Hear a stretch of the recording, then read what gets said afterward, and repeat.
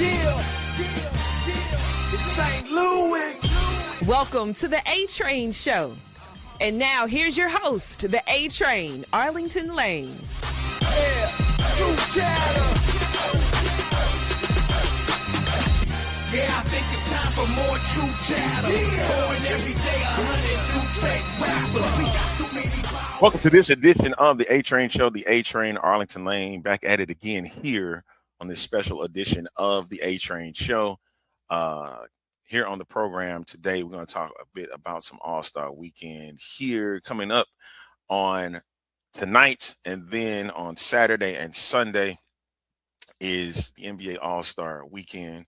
Hopefully everybody is going to be tuning in, and but there's some things we get to touch on, and my special guest today is been here a few times, and I'm grateful always to have him come back on board to the show. Ladies and gentlemen, the one and only Mr. Scoop B himself, Brandon Robinson. Good afternoon, evening, wherever you are, sir. How are you doing today? Man, I'm doing good. How you doing? Feeling good, man. I'm feeling good, and I am here to discuss some things with you on the basketball side. And how's your week been, and is everything going on well for you, too? So far, so good, man. Just staying productive. You good? As I am, man. I've been watching. I stay watching you on social media, man. How these people always want to come after you and stuff. I'm like, why y'all doing this?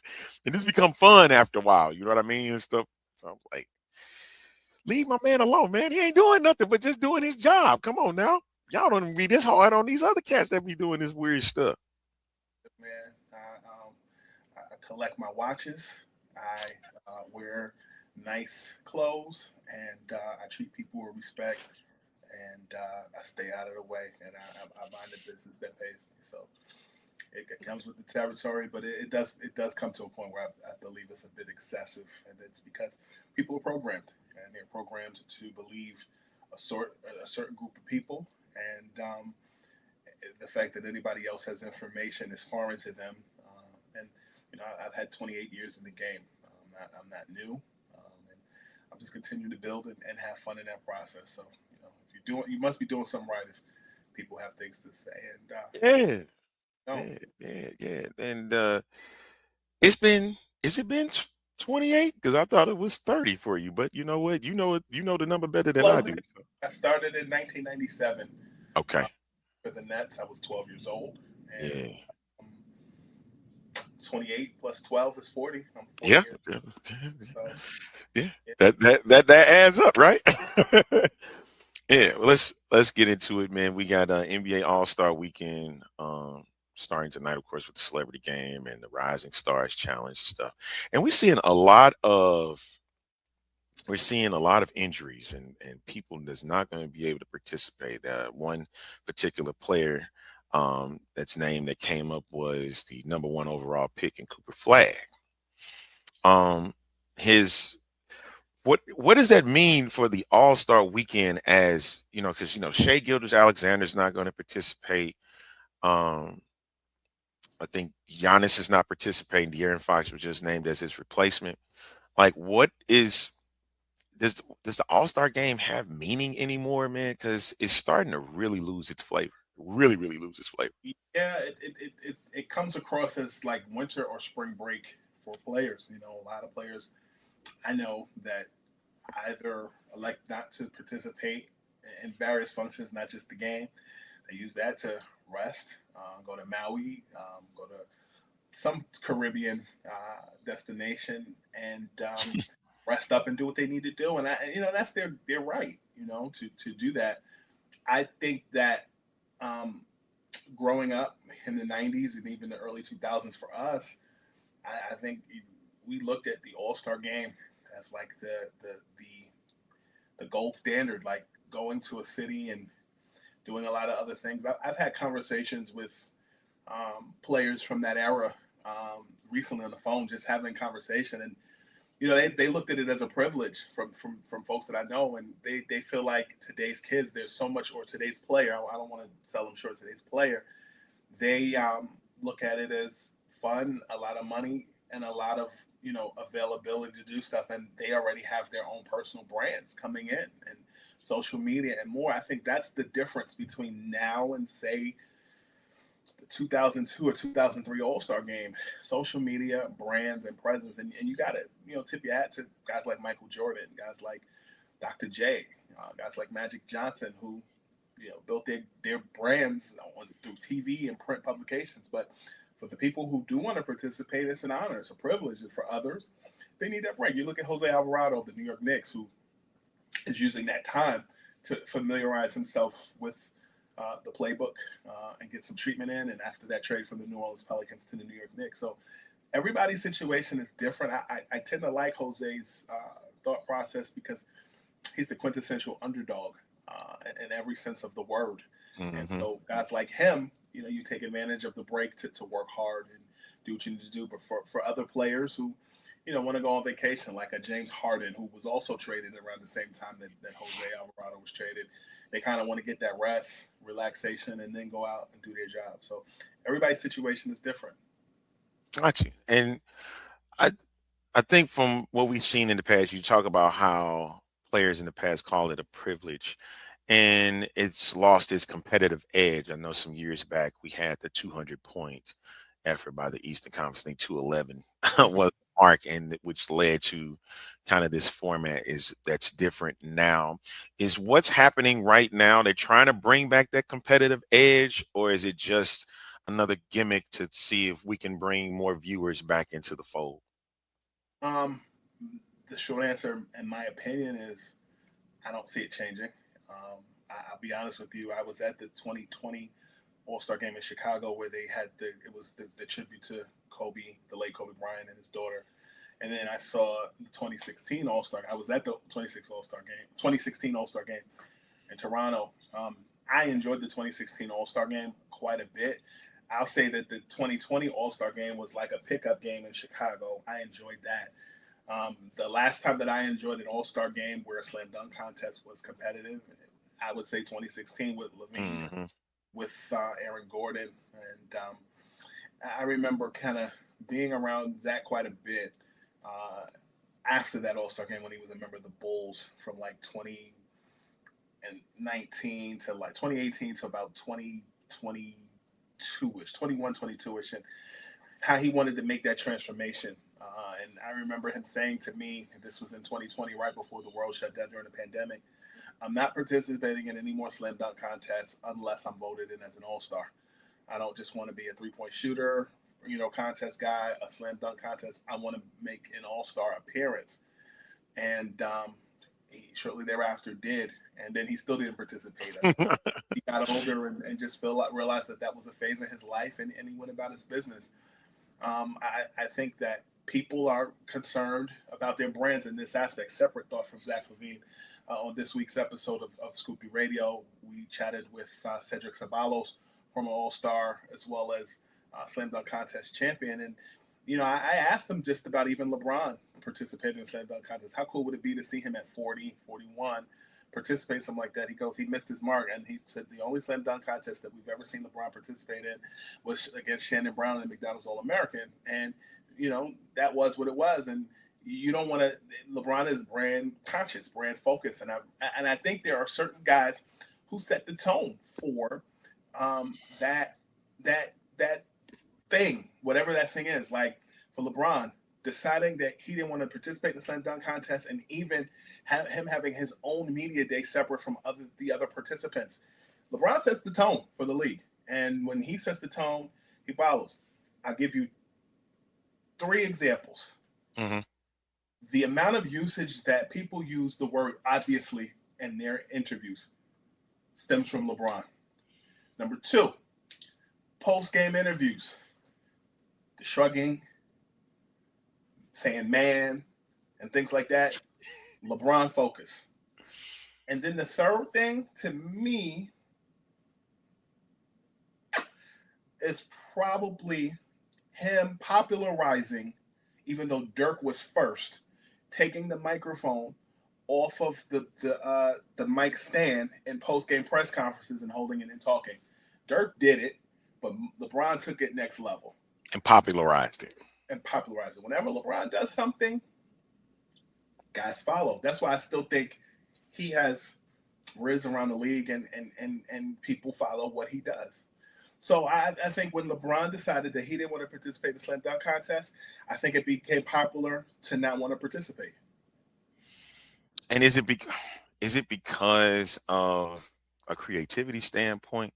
Because they're looked at it. We mentioned the 2003 slam dunk thing that he did in high school, and there was not really a lot of creativity, and he got a lot of home cooking. If I'm going to be honest about it, it was in Cleveland, so he's got the opportunity to showcase it, and it was just for him. There was a showcase, and he didn't have a lot of really creative dunks where we just sit there and was like, ooh, I was just like, oh my God, it's LeBron. He got this big reach height, he can jump high, but it wasn't something where if it was in a slam dunk contest, it wouldn't have got anything. Was So it more of a creativity standpoint? So a few years ago, I talked with LeBron about the slam dunk contest and why he did not want her to participate. And I'll read the full quote to you. He said, "I don't think it was something I wanted to accomplish in my career. It's not a goal of mine, and it never was coming into the NBA to be a part of the slam dunk contest. You know, making the NBA All-Star team was being the league MVP, winning Defensive Player of the Year, winning NBA championships. Those are some goals of mine. The NBA Slam Dunk Contest was never a goal of mine, so it wasn't something that I had too much passion for." So because he had no passion for it, and like you said, people have followed. Because you look at guys today that can jump high and whatnot, and it's something they look like today's.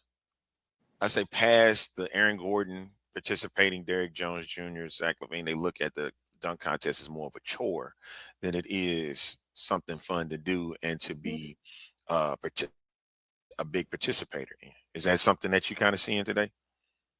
Yeah, but then I think there's certain guys that they grew up watching All Star Weekend and said, "Listen, I want to do this," and to be invited. It's the grandest stage. I think everybody's situation is different. Then you look at somebody like Jaylen Brown, right? So who a few years ago, I think it was in Indy in 2024, he participated, and he also was at that point a sneaker free agent and was wearing different sneakers throughout. I think he participated in the slam dunk contest that year. So, you know, everybody's situation is different, and people do what works for them. And I for myself, I will always hold the 2000 All Star Weekend Slam Dunk Contest in high regard, where you had Eddie Robinson, Vince Carter, Steve Francis, Tracy McGrady, and others. I also look at, you know, the 2016 All Star in Toronto, Kobe's last All Star game, in that slam dunk contest with LaVine and Gordon. and Gordon. Yeah, and you know, I just think everybody's logic is different, but you know, you expect a Zion to do it. Certain people are good in-game dunkers, but they're not necessarily, to kind of go back to one of your original questions. I think LeBron is a great layup line dunker.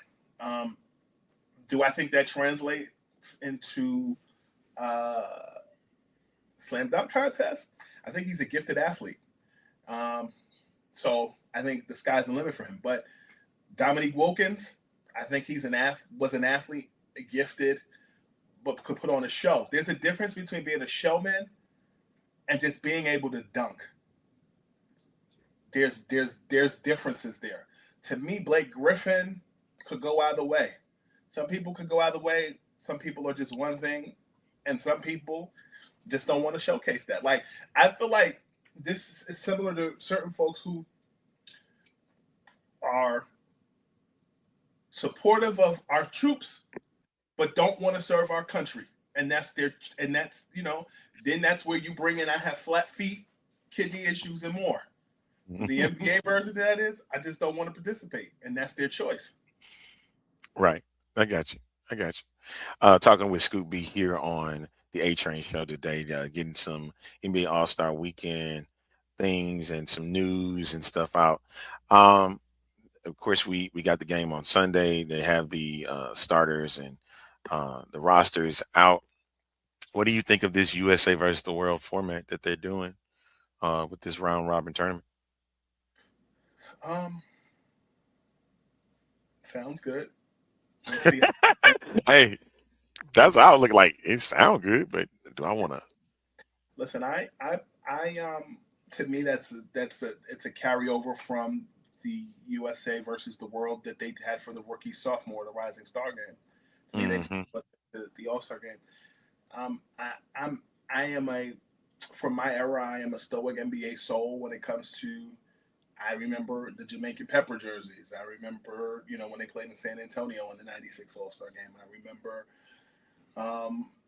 when players wore their respective teams and they wore their home and away, and guys did that. I remember just when the logos were on the jersey shoulder. So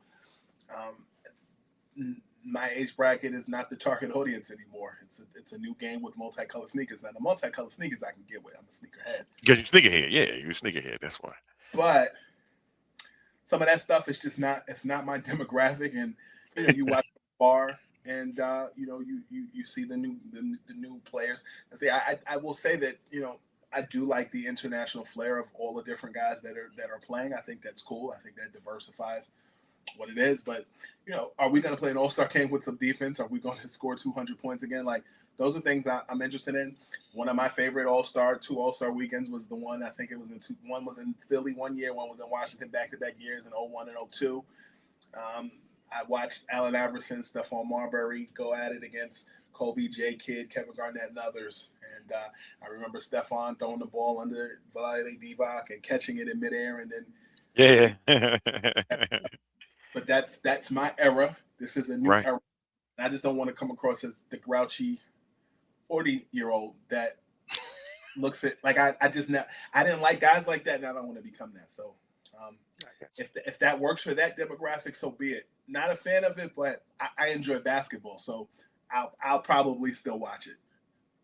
NBC and Peacock got a large, foothold for this All-Star game this year, since they're the ones that's doing the coverage, since TNT is no longer part of NBA basketball. You threw out some great memories. 2001 is definitely one that comes to mind. 03, and I just seen recently on Instagram 96 with Shaq and the dunks he did, the one that was on with David Robinson. I'll never forget that one.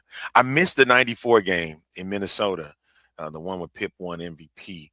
I didn't even know he dunked on the King, but that game in 96, I'll never forget that one. Him dunking on David Robinson. And me personally, I always felt that he should have won the MVP in that game, not Michael Jordan.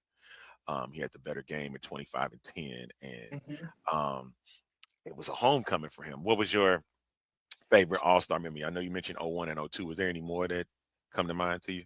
The 2014 All-Star game in New Orleans was fun for me. That was actually my first All-Star game as a working journalist, and it was hell for me to get there because I was at the Source magazine, and it was my foot in the door, and they approved my credentials, but they wouldn't pay for me to go out there, and I flew out there in 2014. Crowdfunding, I think I crowdfunded close to $3,000 within like 10 days. And myself and my cameraman came out there, and a lot of my colleagues were very upset that I crowdfunded, because they felt that that was reserved for people who earned the right to go to an All-Star game, and so I had a target on my back from the beginning. And some of those same people that criticized me, they're still interesting to this day as colleagues. Less, I take those things that I've learned and I apply that and try to impart wisdom on younger journalists. But I clearly remember the 2014 All-Star game, and I remember being at just about every party, gifting suite.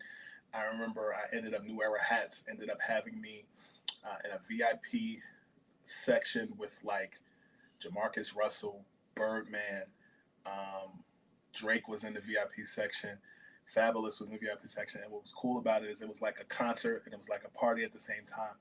And in the VIP section, it's like we didn't leave till about 2-3 o'clock in the morning, but they had food with the sternos, the thing that keep the food hot, and there's breakfast in VIP. So you get like French toast, waffles, fried chicken. There was like mimosas. It was like a vibe. Like we all left like I can tell a story now. Like Jamarcus Russell was like he had like blunts and a Louis Vuitton book bag, and he took a bag and he's rolling blunts in the club. And he go, yo, you blow, homie? And I was like, nah. But like it was something for everybody in the VIP section. I'll never forget that. That was my first All-Star game. I think for me, 2023 in Utah was actually a vibe. Really? Because, yeah, 2023 in Utah and 2016 in Toronto was a vibe because those are places that a lot of people weren't going because they assumed it was going to be boring. And so 2023 was dope because my hotel was right next door to Ruth's Chris, and I would be taking getting like the sweet potato mash, Yeah. and just taking meetings there. And then there was a snowstorm at the end. I remember Kenny Smith had a party. It was like at a lodge, and it was a party like in the front. They had open bar. Everybody was there, and then you had the stage, and then in the back they had a poker tournament going on. And the poker was dope. Like everybody in their minds was there. So 2023 in 2023 in Utah was dope. 2016 in Toronto was dope because you had the slam dunk contest, but it was like -2 degrees. And it was like cold as I don't know what. Yeah. And then lastly, probably 2020 in Chicago, right before the world shut down during the height of the pandemic. Like Mitchell and Ness had like the dopest parties. Like I walked out of there with about like 30 different throwback jerseys. I had so much stuff I was giving it away to people, and before I left. Man, should have been there for that one. God. And then like what the cool thing was, I had to do TV stuff while I was there, and Jeff Hamilton mailed me a leather Lakers championship jacket from like 2000, 2001, and I wore it on. And I had it on loan at the time. I had my own Jeff Hamilton jackets now, but at the time, I was wearing that on camera, and I really felt like I was doing something back then. It was sad. That's what's up. That's what's up. We're talking some all-star memories with Scoop B here on the A Train Show, and that is it's always great to hear those types of stories and things like that. Have you played in? Doesn't Dwayne Wade do like a spades tournament or something like that? It reminded me. 2019 was in Charlotte, and I was at his tournament. Everybody named Miles was there. Klay Thompson, Kenyon Martin, James Harden, Reggie Miller. D'Angelo Russell, like you saw all of your colleagues that were there, and I brought my boy Fred with me at the time. There was an open bar, admittedly, so there's certain things I remember and certain things I don't because I was just having such a good time having clean fun. But yes, you unlocked the memory with the Dwayne Wade space party, and I also add this. You asked about that. I also remember in 2023.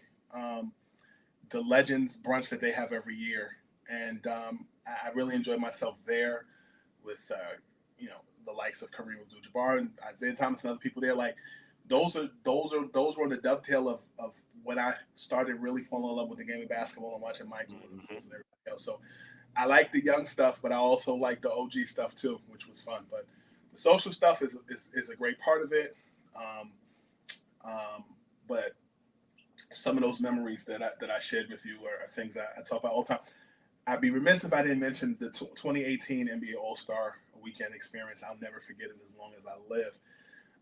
Kenny Smith had invited me to his party. It was at Paramount, the Paramount lot, and we actually were standing in line. Like Dr. J was standing in line, Rod Strickland was standing in line. Big Boy comes out of this big truck, and he's trying to get in. And the fire marshal said nobody else could come in because it's a fire hazard. And so, like, I'm standing in line. I'm standing behind Dr. J's right-hand man. He's like, yo, come on.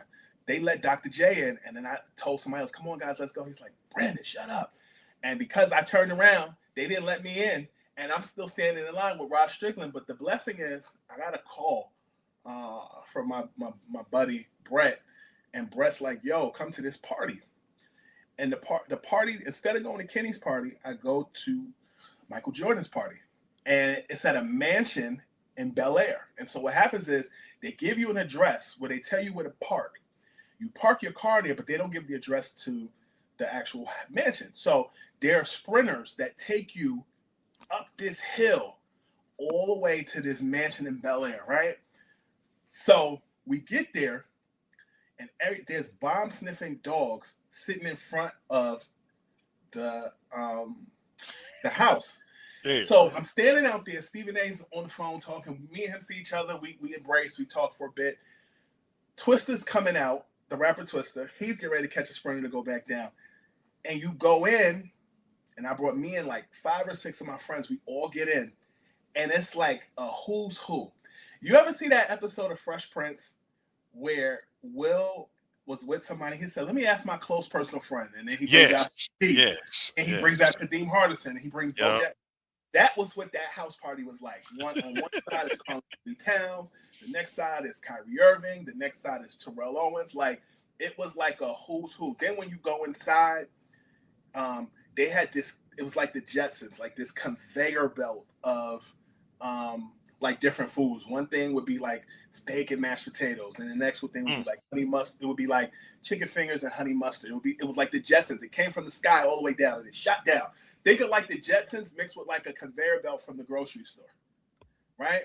So then it was that, right? Then there was this room I was at, and it was a dark room, and it had fondue, and they had like the pretzels and all that stuff. So I bumped into Kimber Walker.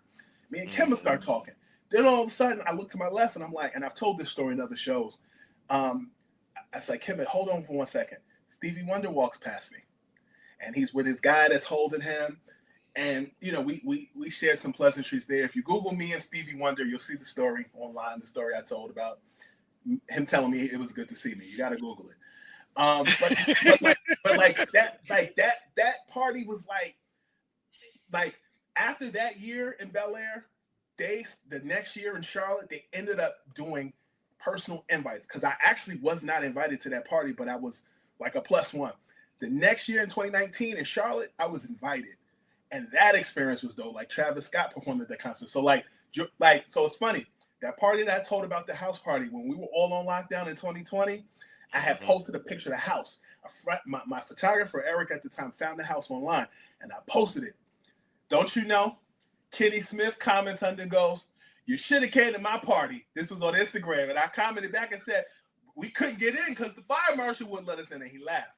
But like, I'll tell you that Kenny and Michael started throwing their parties the same day around the same time. And I know somebody that knows somebody that has told me, I won't name who, but they've seen text messages exchanges between Kenny and Michael, and they're very competitive about this party. My party's gonna be better. My party's gonna be better. No, it's not. Like Michael and Kenny are very competitive about their parties. That's what's up. That's what's up. And then the fact that you got to get into Michael Jordan's party was actually twice. Yeah, there you go. Yes. There you go. Not once, but twice. So yeah, so that's why Kenny was mad about you going to his Mike's But party. I did go to his party. The fire marshal wouldn't let me in. Yeah, I love that. I love that for you, man, and hearing all of the good that's come from that, and how that is keep propelling you to what you're doing right now, especially in this basketball scene, man. So I love that for you, and like I get excited just to hear the stories that you have, and I know you got a bunch of them too. So one last thing, a story. It probably ain't an all-star story, but I know it's a good one. This story with Rihanna. How did that even come together? Where you sit next to Rihanna and she kind of. Can you even touch on that, or no? You can't. Of course I can. Okay. So back then this was in 2014, 12 years ago. I was at the Roc Nation Celebrity Basketball tournament. Back then it was like Robinson Cano and CC Sabathia would have a celebrity basketball tournament every year, and at the time I was credentialed media to go. And, you know, I worked the red carpet. Everybody was there. And I'm sitting in my seat in press row, and a woman who has been very instrumental in my career professionally, her name is Avina Austin. And Avina got me on television when she was a producer at Arise TV. And she's always been very kind to me. And she texts me. Her client who's been off and on for years is Terrell Owens, who I have a good relationship with because of her. And T.O. had courtside seats for that game, and Avina was sitting there. And at the time, USA Basketball was actually competing in New York. Like they had a game in Madison Square Garden. This was when Paul George had broke his leg, and this was during that time. I think Greg Popovich was the head coach. They actually left the game early, and what ended up happening was there were a whole bunch of courtside seats just opened up. It was like the act of God. And Alvina sends me a text and goes, "Ooh, come downstairs." So I'm sitting with her, and Rihanna's like 4 seats away from me. And I'm looking at her, and she's looking at me, and I said, in my head, I said, you guys go over there and sit next to her and get close in a respectful sort of way, nothing crazy. Right. Absolutely. And so we're sitting there watching the game. I introduced myself to her, and she likes basketball. She's very knowledgeable about the game, and it was a vibe. So when you see that picture, in the moment, I'm actually just watching the game. I'm enjoying the game, and in between that, we're talking, and she was getting ready to leave, and I said, "Hey, can we take a picture?" So little did I know, there were baseline photographers taking pictures all over the arena.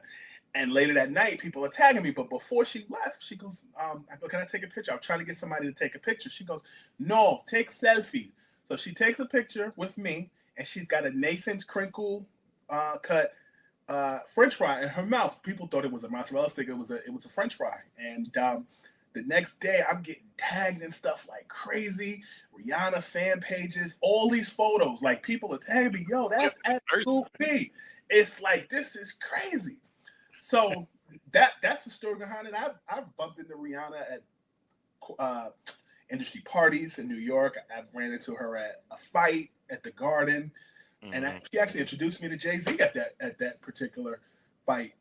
Like a year later after that whole courtside thing happened. But again, I got to give credit to Alvina for asking me to come down, because I was actually at work. My computer was still up in press row, and it's funny. I have friends who are seeing me who are at the game, texting me, "Yo, I see you courtside." One friend called me, "Yo, can you bring me down?" Hell no. Absolutely not. What are you talking about?